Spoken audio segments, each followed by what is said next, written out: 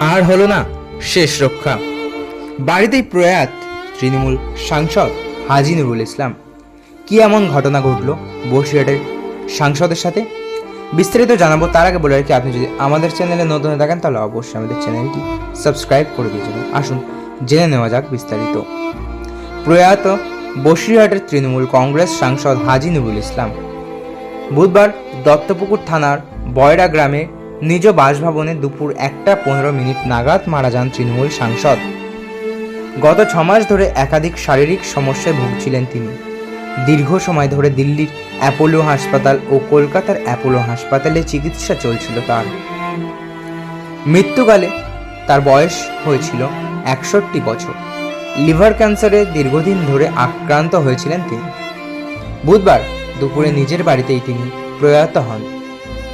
2009 সালে তৃণমূল কংগ্রেসের প্রার্থী হিসেবে বসিরহাট লোকসভা কেন্দ্রে দাঁড়িয়ে প্রথমবার জয়লাভ করে সাংসদ হয়েছিলেন হাজী নুরুল ইসলাম। 2014 সালের জঙ্গিপুরে দাঁড়িয়ে অবশ্য হেরে যান। 2016 সালে তিনি আবার হাড়োয়া বিধানসভার বিধায়ক হন। 2021 সালে ফের হাড়োয়া বিধানসভা থেকে জয়লাভ করেন হাজী নুরুল ইসলাম।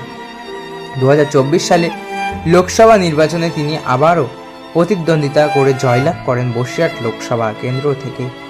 নির্বাচনে দাঁড়ানোর পর থেকেই তাকে অসুস্থতাজনিত কারণে বেশ কয়েকবার হাসপাতালে যেতে হয়। প্রসঙ্গত, যখন তার নাম ঘোষণা হয়েছিল টিকিট পাওয়া নিয়ে, ঠিক তারপরেই প্রার্থী বদলের একটা আভাস শোনা যাচ্ছিল, কারণ তার শরীর তখন থেকেই মারাত্মক আকার ধারণ করতে শুরু করে। বুধবার নিজের বাড়িতেই শেষ নিঃশ্বাস ত্যাগ করেন হাজী নুরুল ইসলাম।